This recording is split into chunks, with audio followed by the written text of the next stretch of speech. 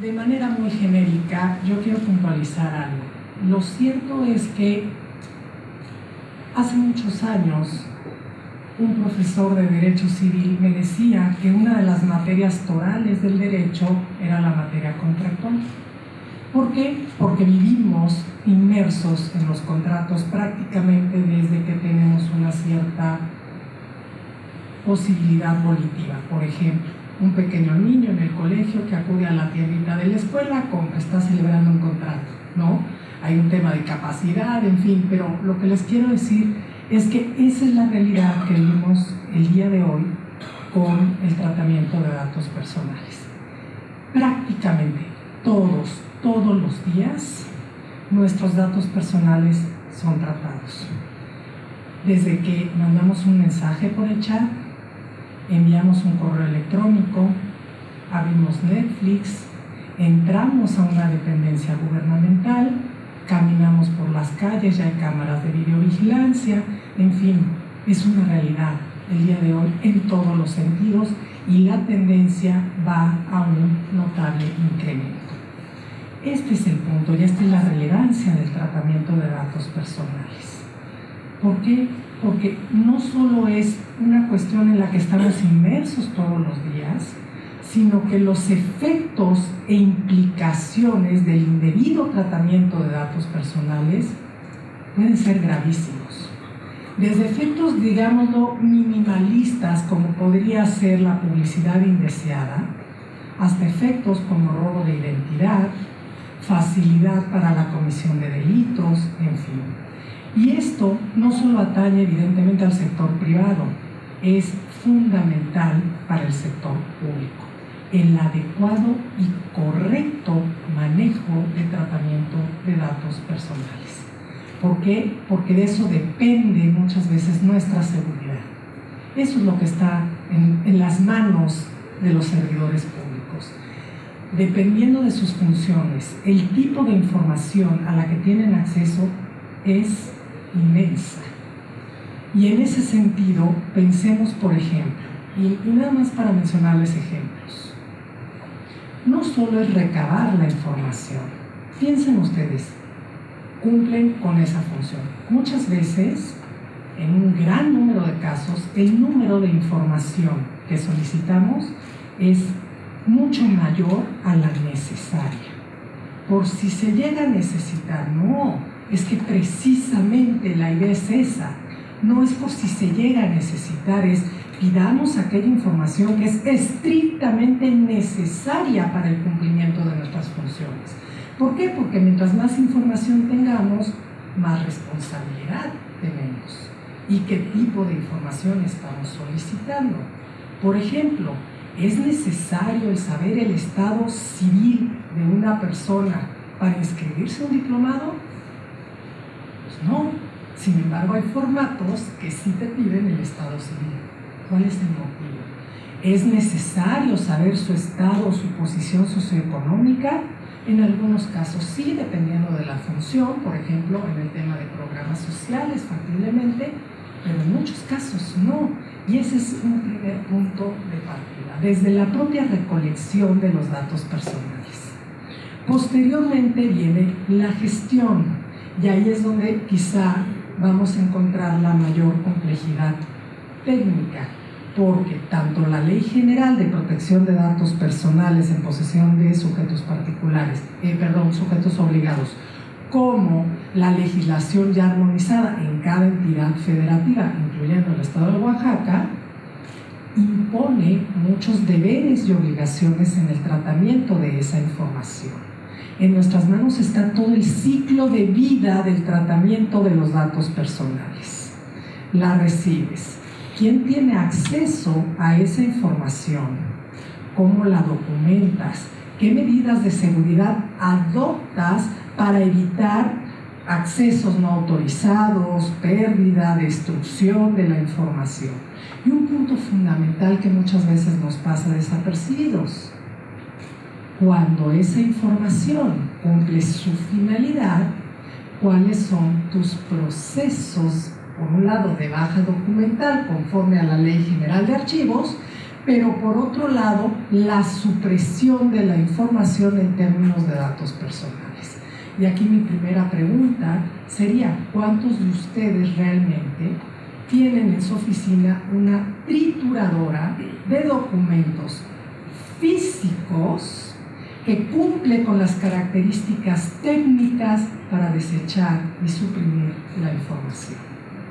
Es enorme la cantidad de documentos con información personal que aparecen en los basureros. Y muchas veces ni la molestia de haber cortado en pedazos el papelito, cosa que por cierto es indebida. Hay características técnicas para desechar esa información.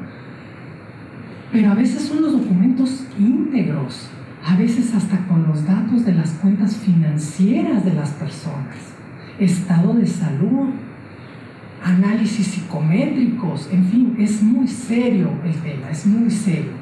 Hay gente, hay empresas que actualmente se dedican a eso, a recolectar información de la basura para armar todo un perfil específico y determinar objetivos. Y eso es en el plano, les estoy hablando en el plano físico.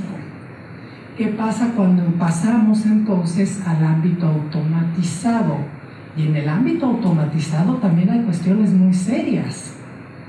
Hace varios años, afortunadamente hace varios años, yo creía que con borrar un documento de tu computadora y todavía con la precaución de ir precisamente a tu botecito de basura y volverlo a borrar, con eso quedaba eliminada la información. Pues no, efectivamente no es así. Esa información es perfectamente recuperable. No la estás borrando propiamente del disco. ¿Por qué? Porque hay incluso ya programas gratuitos en línea que te permiten recuperar esa información que según tú ya habías totalmente eliminado.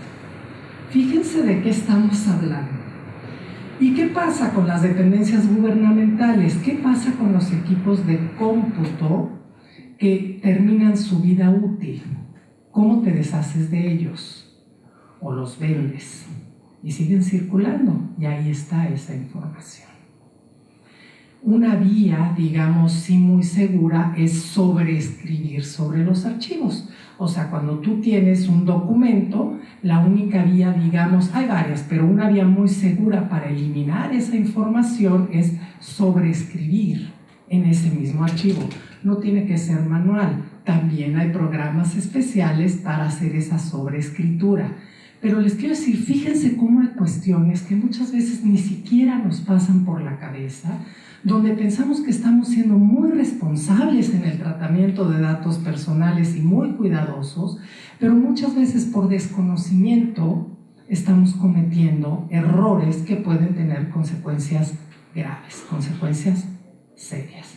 Ese es el tema precisamente que nos ocupa el día de hoy, y por eso sinceramente felicito enormemente a los esfuerzos del instituto, de la universidad, así como del centro de la CECAT, ¿se llama?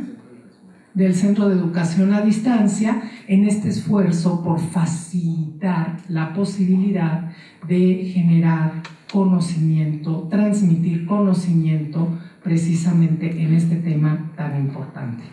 En términos generales, sí les quiero decir que nuestros compromisos no solo es evidentemente compromisos como país hacia los mexicanos propiamente, sino que digamos estamos entrando a una ola internacional importante. Es un tema que concierne y preocupa a muchos países, y eso sin lugar a dudas pues nos mete en una ola quizá de vanguardia, y donde sí les puedo decir el derecho a la protección de datos personales es el derecho humano por antonomasia del siglo XXI.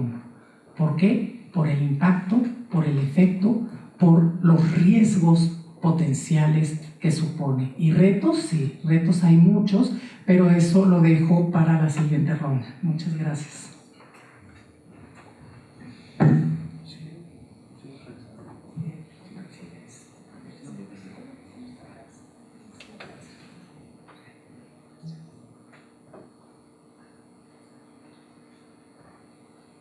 Estamos. Muy bien, muchas gracias. Buenos días a todas y a todos. Me da mucho gusto estar aquí el día de hoy. Agradezco la invitación al Instituto de Acceso a la Información Pública y Protección de Datos de Oaxaca, a su presidente, Francisco Álvarez, muchas gracias, y al comisionado Juan Gómez, que nos hacen pues esta invitación y con mucho gusto de acudir a esta inauguración del diplomado, que lo felicito y realmente, como dice el comisionado Juan, pues se ponen ustedes también en esto a la vanguardia, ¿no? En todo lo que implica la profesionalización de los servidores públicos y bueno, no sé si también con la intención de que muchas personas adicionalmente, que a lo mejor no son en este momento funcionarios públicos, puedan prepararse y estar listos para a lo mejor asumir el reto más adelante de convertirse pues, en responsables, en oficiales de protección de datos personales o alguna otra actividad, pero lo importante es que se asume ese compromiso y además con la colaboración de la universidad y de este centro que pues, creo que es muy relevante. Pues felicidades por ese esfuerzo y esperemos que fructifique y pues ya estaremos seguramente haciendo a lo mejor intercambios, ¿no? Académicos y recíprocos entre todas las instituciones que también en nuestro caso podemos a lo mejor invitar y pues estar aquí en Oaxaca seguramente siempre es una buena idea. Pues en mi caso, no sé si por ahí se pudiera poner la presentación para si la quieren seguir. Rápidamente,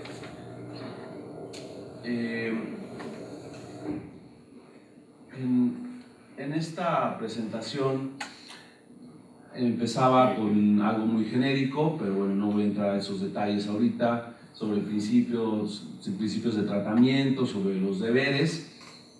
En sí son un reto, cumplir esos principios y esos deberes. Es la columna vertebral, es el alma de nuestra materia, los principios y deberes. 8 principios, 2 deberes son los que tienen nuestra materia, tanto en el ámbito público como en el privado. Y digamos dentro de los estándares internacionales, pues son esos principios los que en la mayoría de las legislaciones en el mundo pues se tienen. Nunca los pierdan de vista, por eso los traje y por eso siempre los pongo, porque en realidad son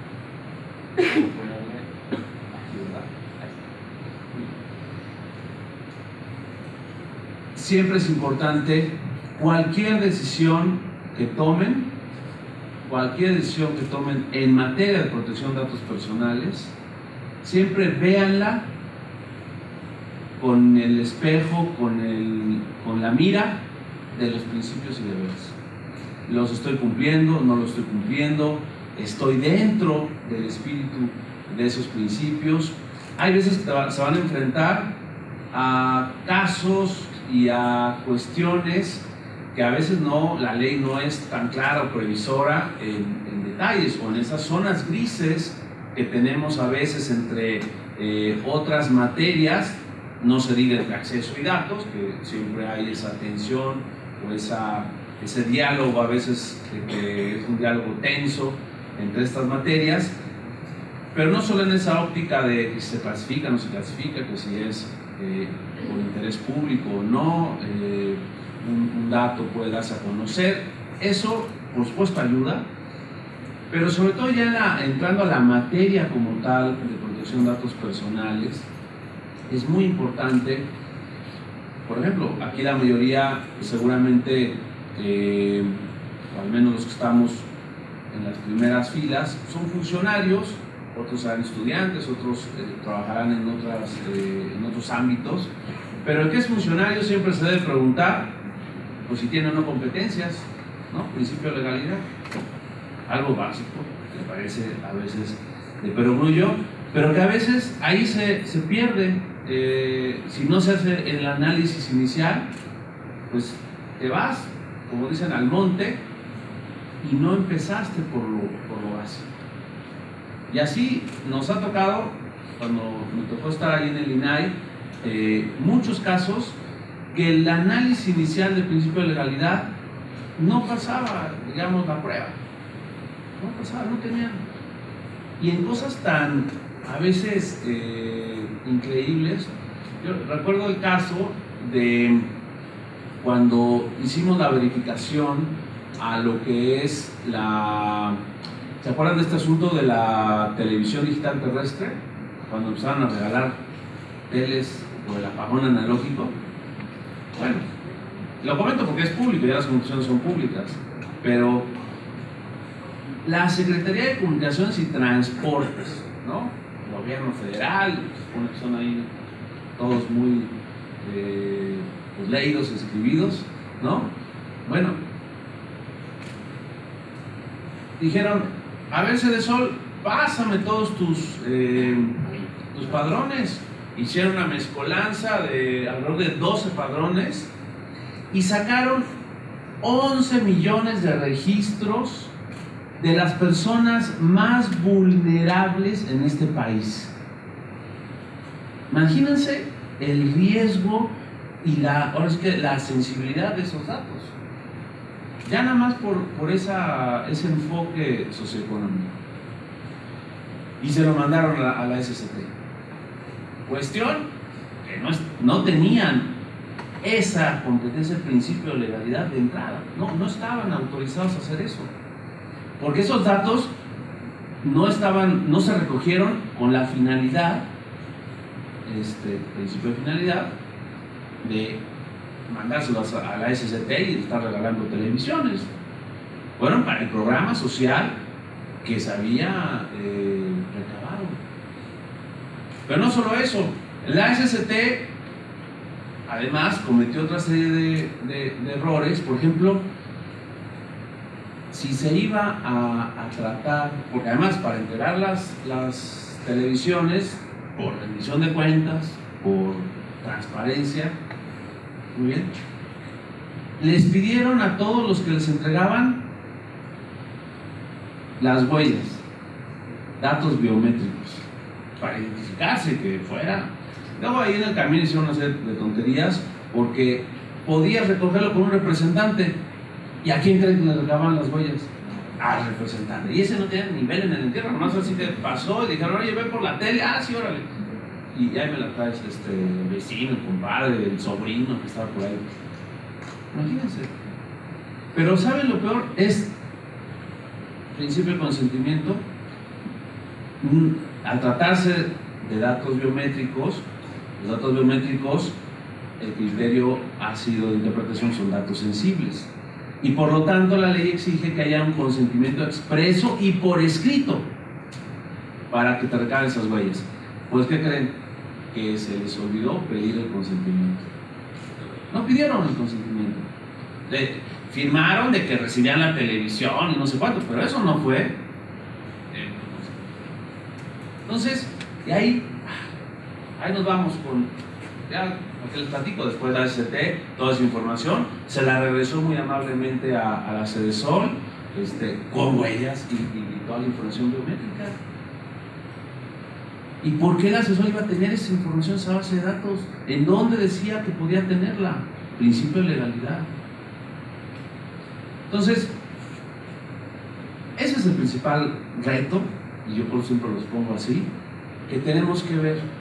Hay muchos retos de implementación de las leyes y muchas cosas, pero lo primero es conocer y cumplir los principios, no se tienen los deberes en este mundo que corre, y ya nos contaba ahorita la doctora Maqueo, pues lo que implica ese ciclo de vida de los datos, la seguridad en sí misma, desde que la recabas, pero también cuando lo desechas, con un borrado seguro de la información.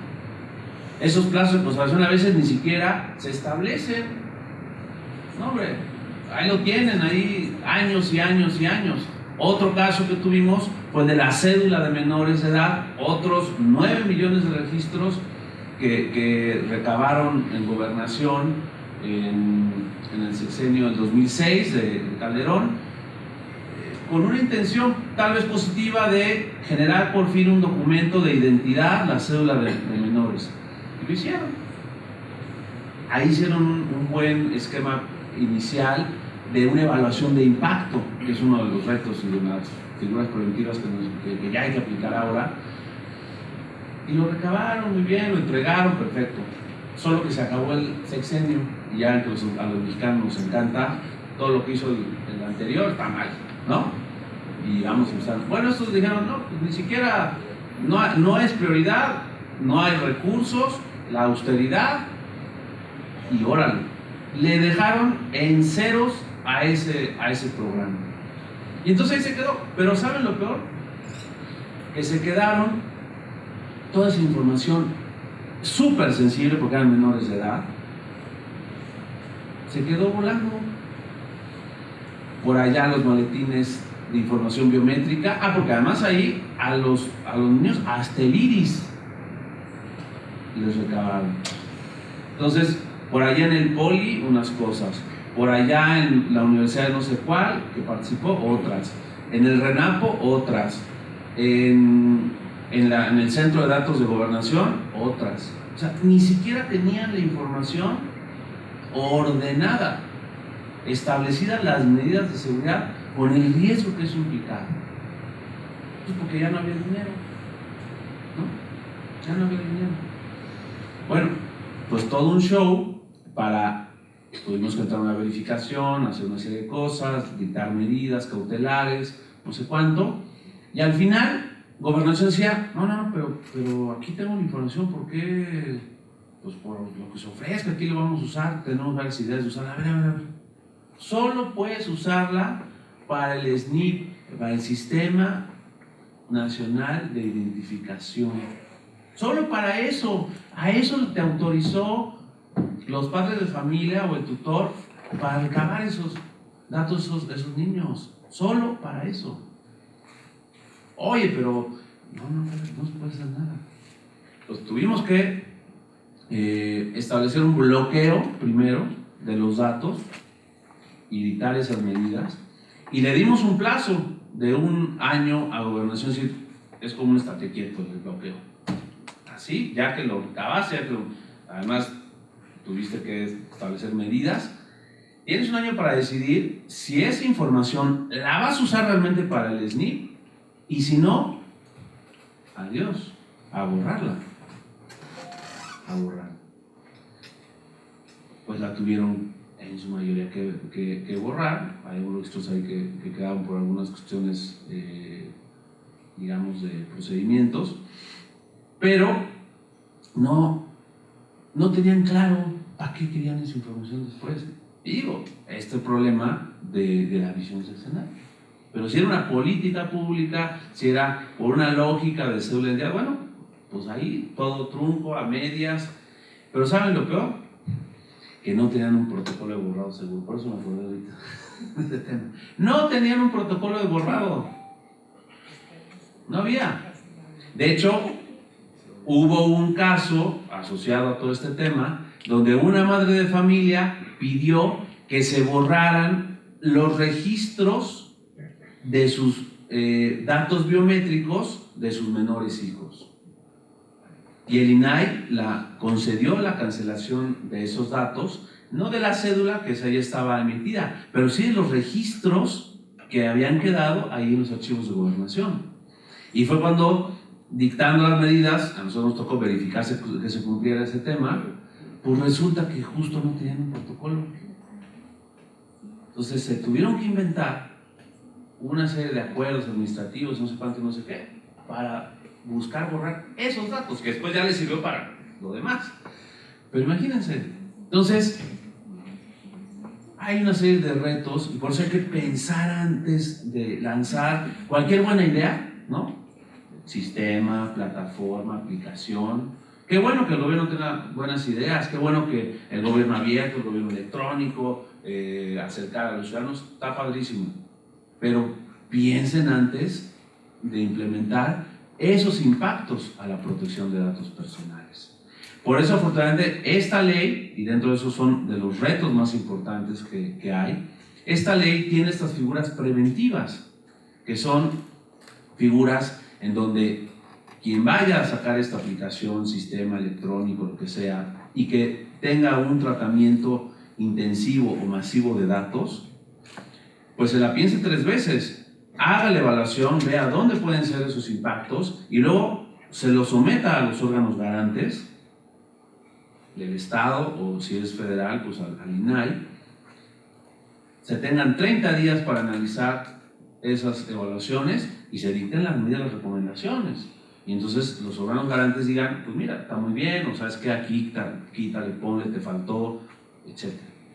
Y ya, pues simplemente, y eso nos da al menos asegurar que se pensó 2 o 3 veces y que no nos pasen estos casos que les estoy narrando, no en el municipio de, ¿cuál es el más pequeñito aquí de Oaxaca? Magdalena. No en la Magdalena, que a lo mejor ahí no va a ser tanto el reto de implementación. No, a nivel nacional, en la República, la Secretaría de Gobernación, la Secretaría de Comunicaciones, la CEDESOL. O sea que nadie está exento, nadie está exento de equivocarse, pero si la ley nos da las herramientas, usémosla. Termino esta parte con esta lámina. 85% de los encuestados dice saber que tenemos derecho a la protección de nuestros datos. Sin embargo, 62 dijo que no conoce ni sabía que había una ley de protección de datos. Este es un gran reto y es el primero por el que tenemos que seguir trabajando, sobre todo los órganos garantes, los funcionarios públicos. Esto es del 2018, o sea, no hace mucho, ¿verdad? El año pasado. 50% de los encuestados nunca ha oído hablar del INAI, menos del INFOEM y tal vez, o por ahí. O sea, sí tenemos un problema ahí de conocimiento del derecho, de que es un derecho de los más nuevos, tiene apenas 10 años que se reconoció en nuestra Constitución. Entonces el mexicano medio intuye, medio dice, pues sí tengo derecho a que mis datos estén protegidos, pero no sabe ni que hay ley, o la mayoría no sabe, y la mitad sabe que hay una autoridad. Y pues por supuesto la preocupación está siempre presente en este sentido. Bueno, le seguimos ahorita. Gracias.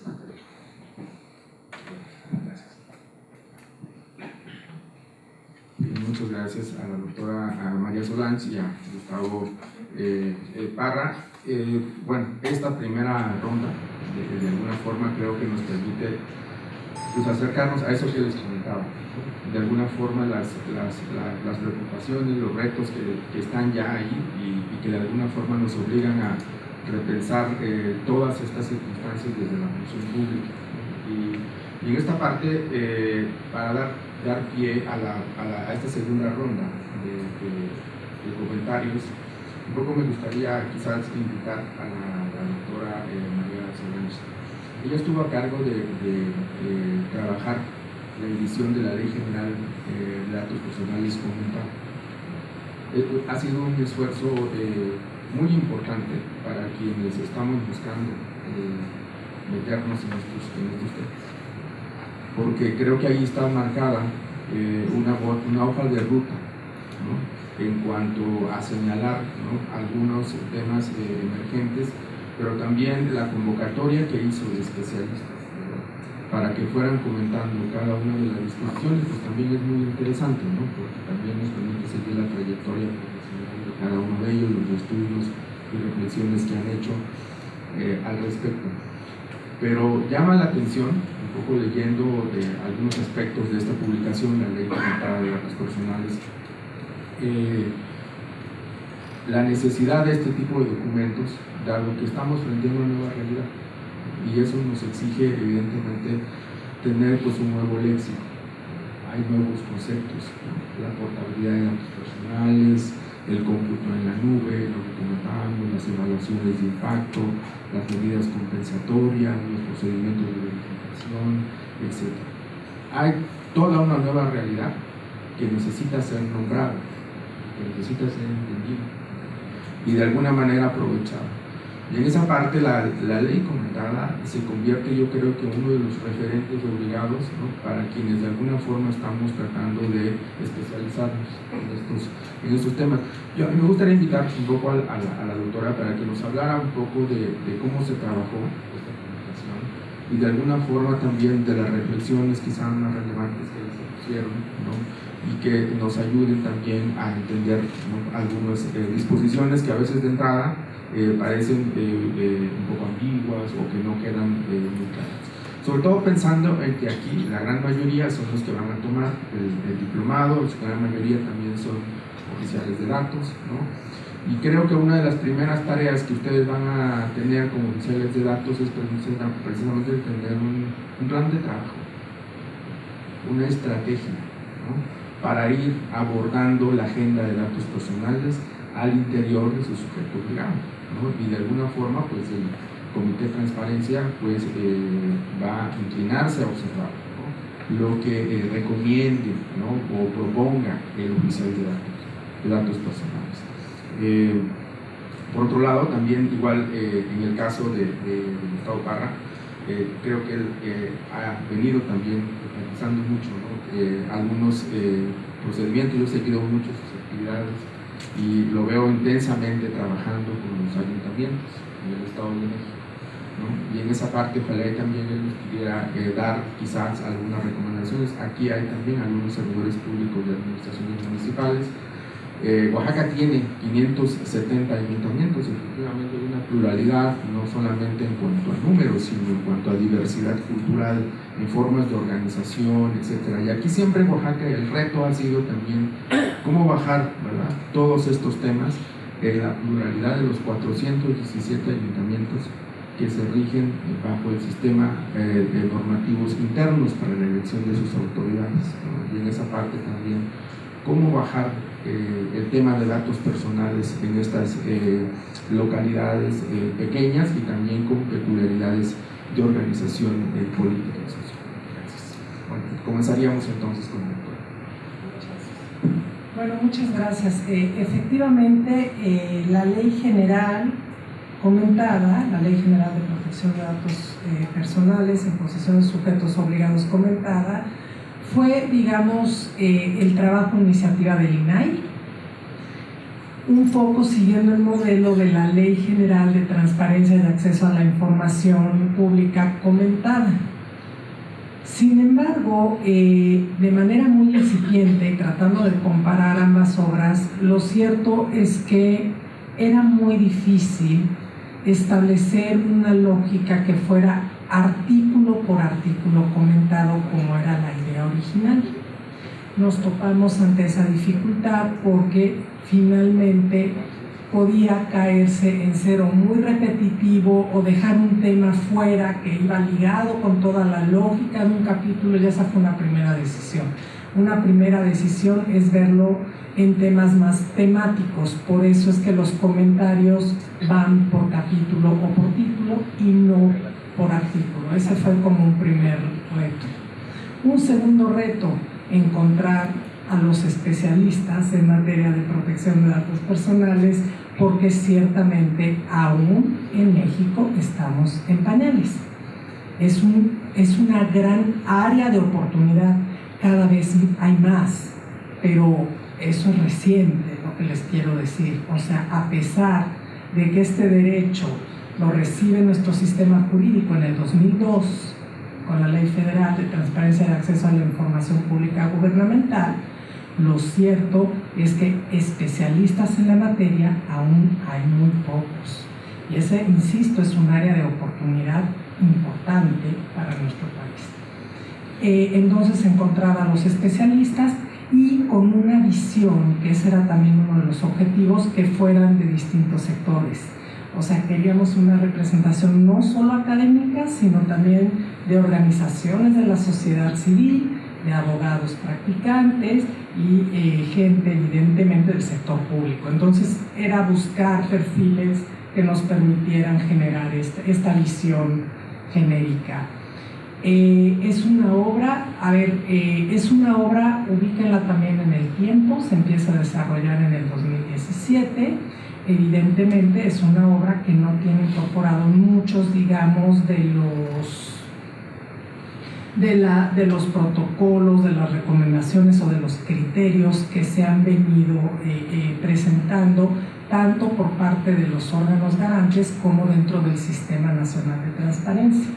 Muy a duras penas y ya en las últimas logramos meter los criterios de portabilidad de datos para esos efectos. Sin embargo, creo que es una obra introductoria que espero de verdad que les sea de gran utilidad. Creo que los principios vienen magníficamente bien desarrollados. Esa parte estuvo a cargo del doctor Nelson Remolina y me parece que es una visión incluso universal de los principios, porque no hay que perder de vista eso. La construcción jurídica de la protección de datos personales ciertamente tiene una influencia muy importante de modelos de derecho comparado, y eso no lo podemos evitar. No quiero decir que sea un copy-paste, pero que evidentemente sí hay una influencia muy importante, y la complejidad radica no solo en eso, sino en el hecho de que al ser un derecho humano, pues tenemos que estar siempre ojo avisor a lo que está pasando en los organismos internacionales, ¿no? Y a las mejores prácticas internacionales. Aquí hay un dato curioso. La Corte Interamericana de Derechos Humanos no tiene ninguna resolución hasta el momento en materia específicamente dirigida a la protección de datos personales. Sí sobre vida privada, que van de la mano, pero no sobre protección de datos personales. Sin embargo, el Tribunal Europeo de Derechos Humanos sí tiene varias resoluciones en donde vincula claramente vida privada y protección de datos personales. Nosotros somos parte, México es parte del convenio 108. Eso te implica no necesariamente que las resoluciones del Tribunal Europeo sean vinculantes para nuestro país, no lo son, pero sí son un referente y tenemos que voltearlo a ver, porque finalmente el Tribunal Europeo de Derechos Humanos pues va de la mano con el Sistema Europeo de Derechos Humanos, que a su vez se relaciona con el Consejo de Europa, con quienes firmamos el convenio 108. En otras palabras, quieren darle seguimiento a este derecho, cómo evoluciona, cuáles son los criterios, no pueden dejar de voltear a ver las resoluciones del Tribunal Europeo de Derechos Humanos. Y también como referente un poco menos directo, pero también el Tribunal de Justicia de la Unión Europea.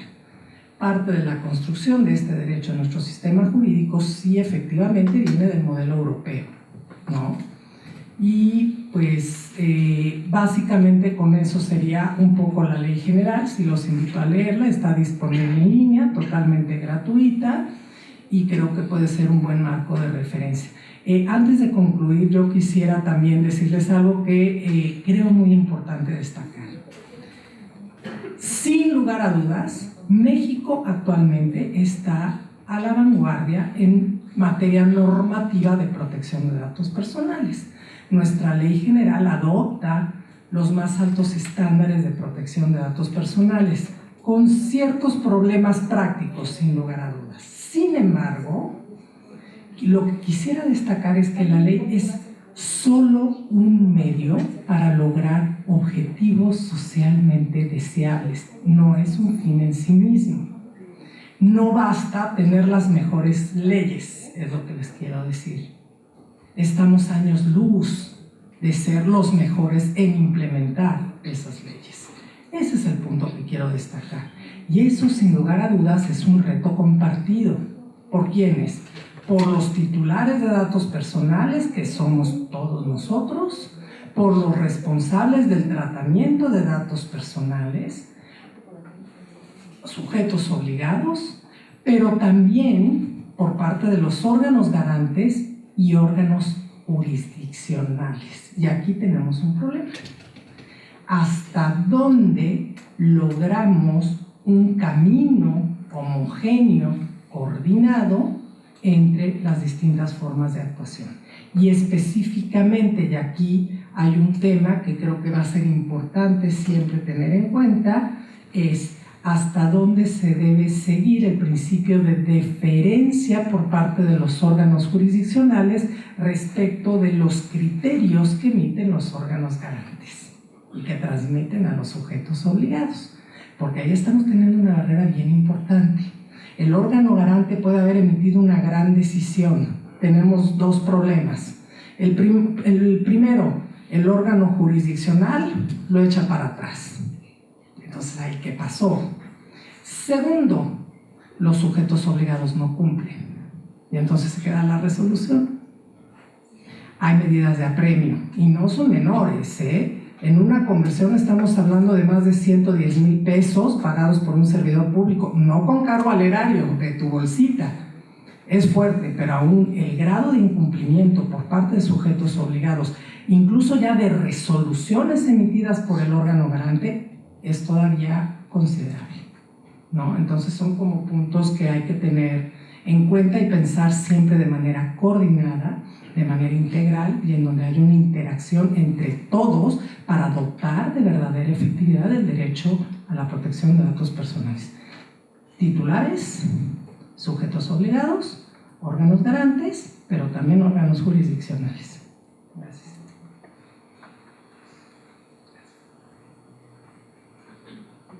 Muy bien. Pues yo quisiera, por supuesto, tomar la pregunta que me hace y comentar ahorita lo que me decía el comisionado Juan Gómez, pero me gustaría exponerles algunos retos que en general advierto que se pueden concretar en retos en lo local también, todo en su escala, pero de entrada me parece que, como decía la doctora, el marco normativo ahí va, creo que tenemos un buen estándar, pero hay muchas cosas alrededor de ese marco normativo que nos faltan para ir cerrando otro tipo de fenómenos que nos enfrentamos. Les digo uno, el de la suplantación de identidad, por ejemplo.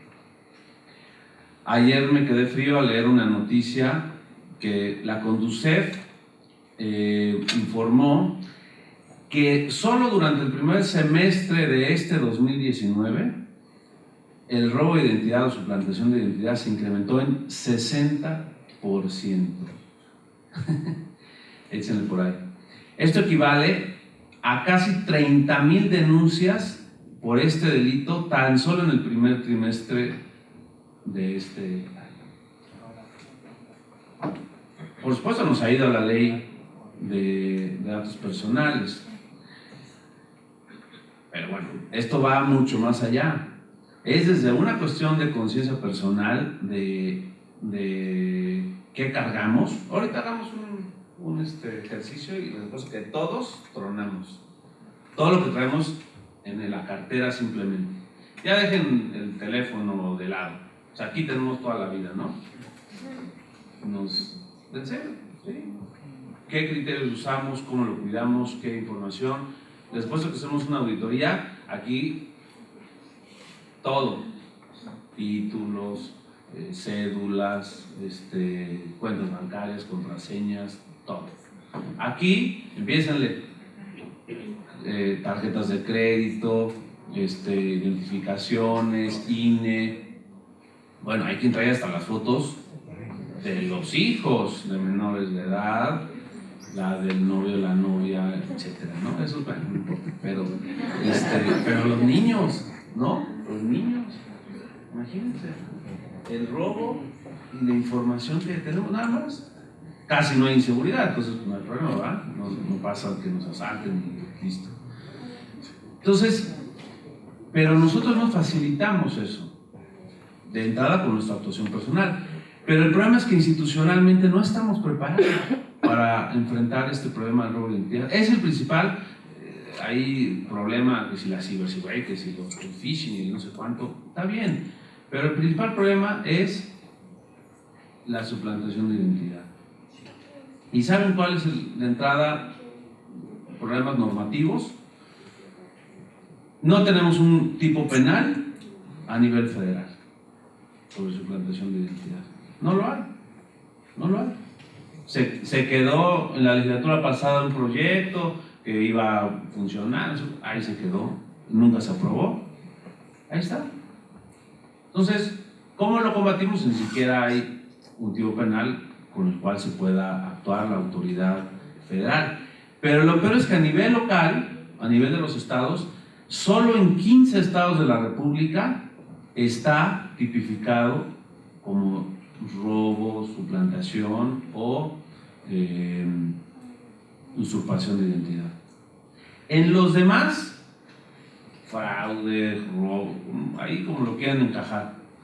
Pero aún en los que hay tipo penal, las fiscalías o procuradurías, como se llamen, no están preparadas. No hay protocolo, no hay una asesoría, un ministerio especializado sobre ese tema, no hay prácticamente nada. Se intentaron algunas bases de coordinación en el sexenio anterior, no sé en este porque ya no estoy en esa responsabilidad nacional, cómo vaya y qué tanto se haya aterrizado con el SAT, con la Fiscalía General, con el Banco de México, con el INE, con el INAI, en fin, varias organizaciones y varias autoridades. Pero hay mucho que hacer y ese es uno de los principales retos que nos afectan porque literalmente pues nos roban los datos o les regalamos nuestros datos o caemos como los más incautos y pues nos amuelan el patrimonio personal, nos pueden poner, inventar cosas, pues cuando se ponen a hackear perfiles y inventan historias y difaman a la gente, en fin, de ahí para abajo, ¿no? Revanchas personales, lo que quieran. Entonces, sí tenemos que fortalecer una cultura de protección de datos como uno de los retos principales en este país, y eso pasa por la difusión del derecho, que eso es lo que estamos haciendo, mi estimado Juan, en los municipios. De entrada, dando a conocer que existe el derecho, porque tenemos que empezar por lo básico, por el ABC. ¿Existe? ¿Para qué? ¿Cuál es el bien jurídico protegido? De eso les hablamos. Es que tampoco se puede profundizar tan a detalle. De entrada, con que logremos eso, ya es un avance. Por supuesto, pues hay que explicar que hay una ley, por supuesto hay que explicar esos 8 principios y deberes, pues empezar de lo básico.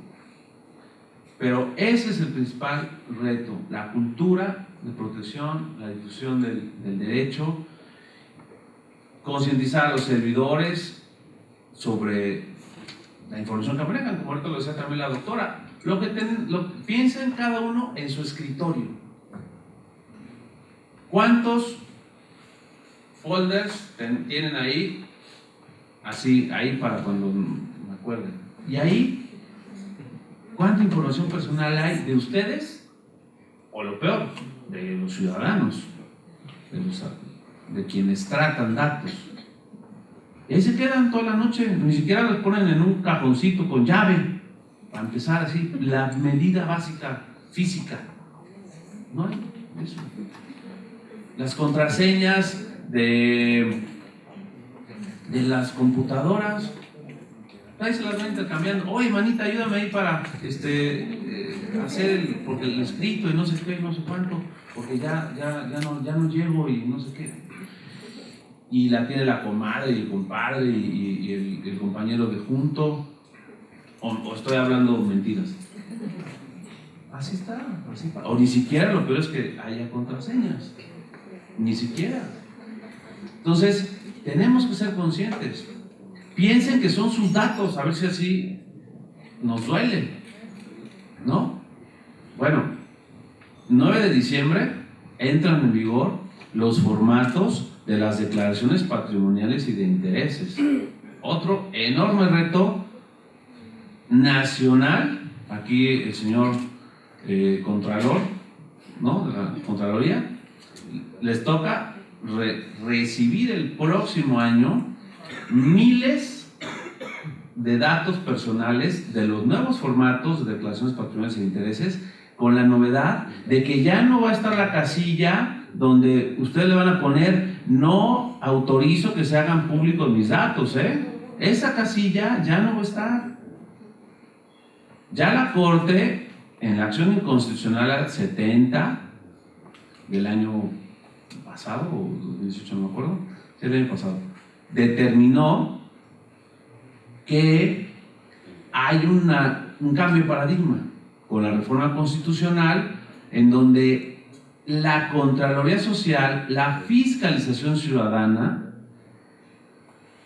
sobre el patrimonio de los servidores públicos ya es, digamos, abierta, es una realidad, y sobre los intereses.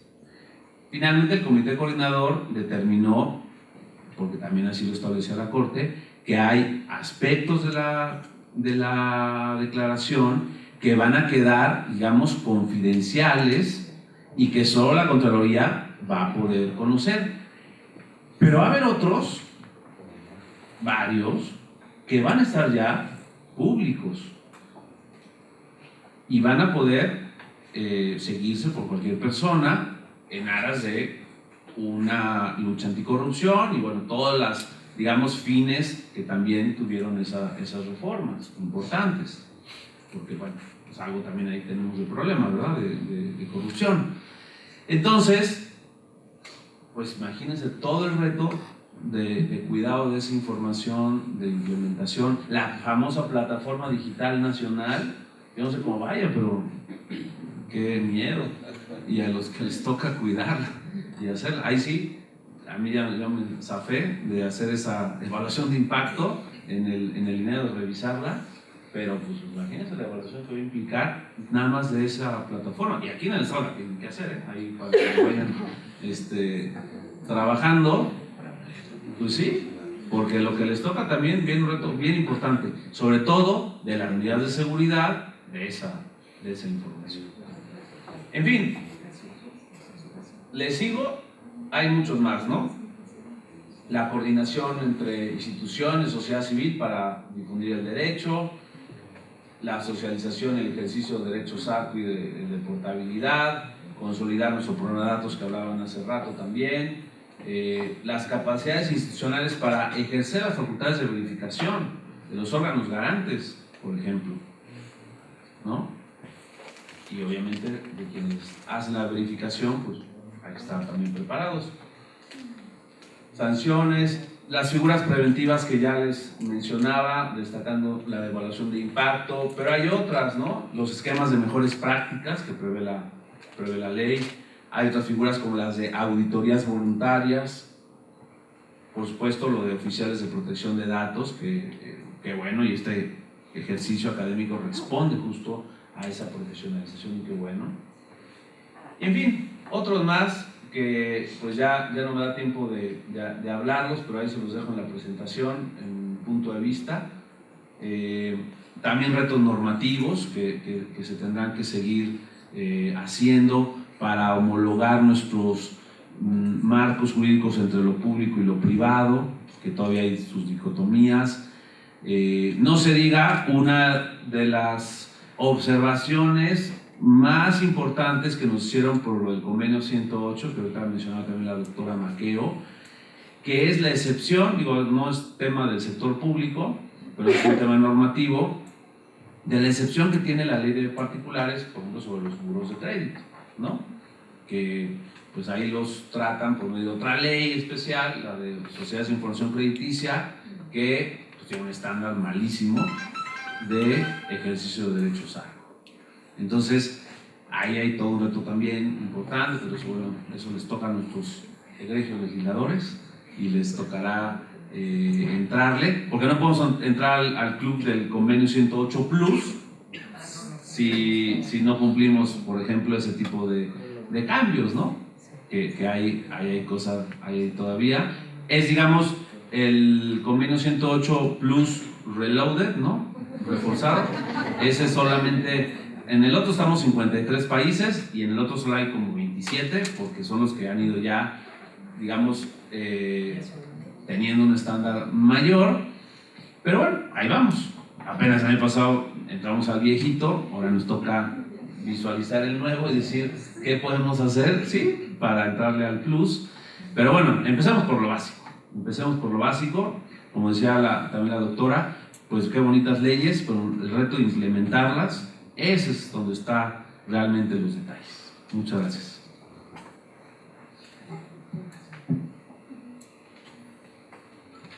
Bien, pues ahí están las reflexiones, como pueden ver, van desde el ámbito global hasta el espacio local, ¿no? Y a veces más inmediato, ¿no?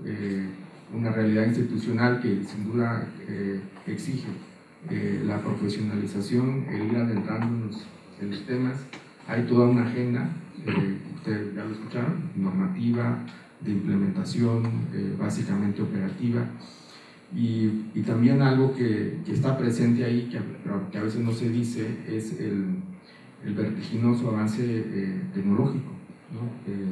Creo que no se equivocó en algún momento un historiador inglés al señalar que el siglo XX había sido el siglo de la tecnología, ¿no? Y hoy estamos de alguna manera pues viviendo las consecuencias, ¿no? De ese avance tecnológico que sin duda ha sido positivo, ha modificado de manera radical, ¿no? Nuestras vidas, pero también nos ha puesto delante, ¿no? nuevas problemáticas, y una de ellas pues tiene que ver con la protección de datos personales.